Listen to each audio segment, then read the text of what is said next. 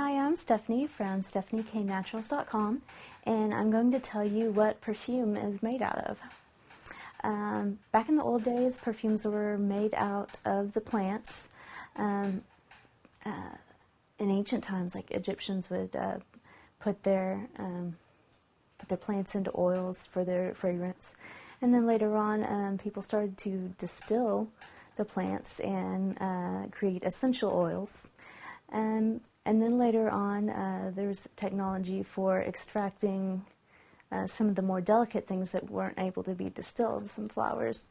And they make absolutes, concretes, and then technology developed to create synthetic reproductions of the scents. And since then, there have been a lot of advancements. So we have scents that imitate some things that you're not able to extract a scent from.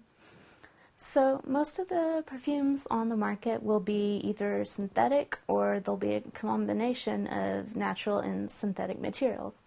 When I make my perfumes, I only use natural materials because that's my preference, and it helps with my allergies that way. Most